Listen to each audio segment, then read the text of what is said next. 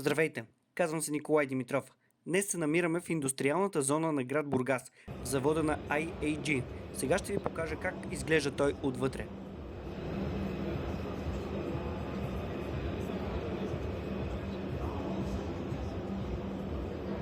Здравейте! Здравейте! Може ли да ни обясните малко повече за някои от машините? Тук кога се предвижда да започне производството, да ни кажете малко повече спецификации, ниво на защита, сертификации и ако не е тайна, горе-долу дали се конкурират с останалите машини в този бранш, цена-качество? Добре, благодаря за въпросите. Почвам от началото. Искам да ви представя първо Рила 4x4 Extreme. Така. Това е в класата на MRAP, които имат минна защита. Сертифицирано е по НАТО станък стандартите. За балистика е трето ниво. За взривове е 4А и 4Б. Това е възможно най-високата защита по станък стандартите. И Рилата беше сертифицирана първо с лабораторията от TNO в Холандия, където направиха всички балистични тестове, я стреляха от всички страни да са сигурни, че няма никакви преминавания на куршумите с най-различни калибри по стандарта. И след това направихме взривните изпитания в България. Освен 4А и 4Б, които са мини под предните колела и по средата на тялото, където стои екипажа отзад. Също Рилата първо тествахме с 50 кг взрив отстрани, която тя преодоля успешно. И ние решихме да видим дали може да издържи на по-високо. И същата кола, не този модел, който е тук, но която беше тествана, след като преодоля 50 кг, самата кола я направихме, след това я тествахме за 100 кг взрив отстрани. И тя издържа. И тя издържа и следователно получи тези станък сертификати, които в момента са най-високите по НАТО и в Европа. И много от нашите конкуренти, за които питате, те дори нямат това ниво, не са постигнали на защита по станък 4А, 4Б и 100 кг. Тоест може да се каже, че вие сте лидер в този клас? Ние сме в лидер на този клас и сме най-напред, защото много от конкурентите ни използват стари разработки, стари модели, стари материали и те са ги сертифицирали отдавна и си ги произвеждат по същия начин. В този ред на мисли мога да попитам моделите, коя година са? Казахте, че конкурентите са стари модели. Тези, които се произвеждат в Бургас като модел, от коя година ще? Значи тези модели, които виждате пред нас, специално за Рилата, ние сертифицирахме през 2021 по време на COVID. Когато всички компании бяха затворили и нищо не правиха, ние използвахме възможността да развиваме дизайните и да направим тези тестове, защото тази процедура обикновено отнема на други компании в рамките между 5 до 6 години. Ние разработихме тези дизайни и на ниво сертификат и да получим успешно сертификатите от първия път, защото много компании не преминават от първия път, правят промени в дизайна, в технологията и се връщат на ново ресертифициране. Докато COVID повечето света беше заспал и нищо не правеше, ние се фокусирахме да развием нашите сертификати. Чудесно. Може ли да ни кажете малко повече за самия двигател, каква е мощността? Окачването също е важно. Значи Rila Extreme за окачване има няколко възможности. Може да бъде с независимо окачване, където всяка колело се мести отделно. Може да има CTS система, което е гумите да се спадат и напомпват автоматично отпред с компресорите имат, преминават пред осите на Тоест, моторите. ако, не дай си Боже, се случи нещо в движение, да бъде пробита гумата... те не трябва да слизат. Хората остават екипажа, защото трябва да са защитени. И с компресорите гумите се дигат. Това е една от опциите, която повечето модели избират. А колко издържа така? Има сертификати на самите колела и навътре, които са Run Flats. Те са по станък и по Finabel са стандартите и обикновено зависи от скоростта, но стандарта е 50 км, 50 км в час. Колкото да се махна от огневата. Точно така.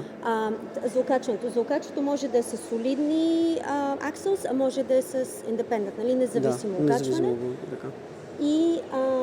И вътре седалките са специално направени с пет вида закопчаващ Така. механизъм. Отделени са от пода, за да може, когато има взрив, Да. те да не получат Да, шоковите да, вълни. И точно седалките също направени специални срещу взривове, да поемат с абсорбатори и поемат на И шоковите това е някакъв вълни. вид сертификат за Те са качество. сертифицирани също отделно от самите производители, Да. които и ние също произвеждаме тези седалки, понеже И тук ще ги произвеждате. всичко, което произвеждаме по нашите заводи в света, ще се произвежда и в България Чудесно. с същото качество, с същите сертификати.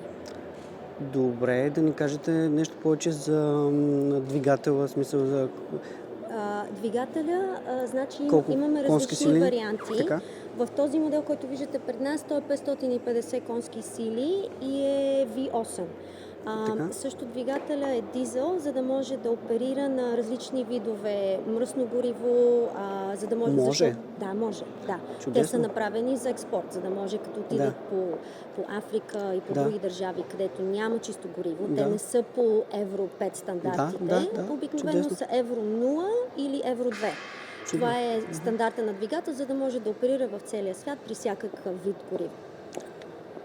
Добре. Ами благодаря ви. А колко човека могат Вътре да има побере този шофьора, кол? командира и отзад има 8 8 човека, значи 10 точно. 10, 10 да, човека. в рилата. Добре. За Guardian Extreme, което Да, е да го видим зелената, нещо. ако искате да я погледнете. Да.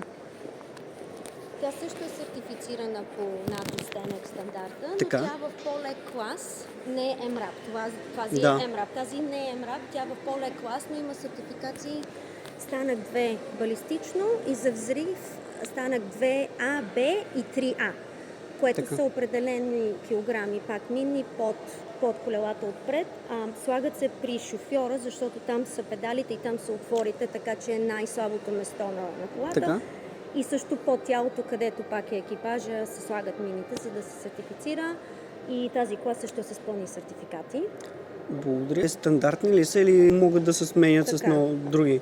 Да, значи това са макети, които виждате. Да. Ние не произвеждаме оръжията, а обикновено зависимо от крайния потребител, те си Те вече специфицират могат- какви оръжия те използват и ние само им правим Постановката, където те да си ги монтират. Ясно. Но това, което виждате е Remote Weapon Station на фирма от Испания.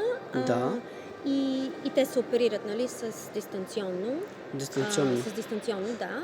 И пак е по спецификация. Вътре колко на човека могат да потребителя. Тази също е за 10. За 10 човека. 10, Тоест да. един от тях е оператор, който Да. оперира. Да. И ясно. Добре.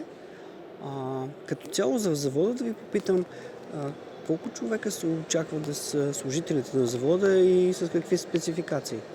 Ами завода като размер е най-големия ни. До сега най-големия ни беше в Обединените арабски емирства. Този е най-големия на компанията. В емирствата имаме 500 души персонал, Така. заедно продукция и офиса. Значи тук се участва, като е по-голям, би трябвало да бъде в тази мерки. Около 500 души да трябва да изработват. С какви спецификации са? Инженерни? Абсолютно всички функции. От покупки, логистик, инженери. И ще са българи, предполагам. Българи, да. И ние Да. вече ще ги обучим. Те могат, сигурно ще дойдат в някои от другите ни заводи на обучение, да видят където вече са разработени технологиите, където имаме продукцията, за да се научат. И след това вече тук ще ги доучаваме. Добре, благодаря ви. В предварителния разговор си говорихме за това, че вие няма да спрете до тук в България. Какво смятат на AMG Group и ваше лице да развива в България? В България искаме да продължаваме с инвестицията и развитието на компанията. И това е първата стъпка тук за завода, който ще произвежда бронираните машини. Доктор Стефов и показа и каза за дроновете, които също ще произвеждаме. И това искаме да се фокусираме, понеже бъдещето са дронове и Artificial Intelligence и искаме да се фокусираме в тази насока и затова плановете се това да бъде следващата стъпка, след като изпълним. Това ще бъде пак тук в Бургас или на друго място? Ще отворим завод на друго място, в България, за който ще дадем повече информация по-нататък. Добре, много ви благодаря за интервюто и пожелавам наистина успех. Благодаря ви много и на вас.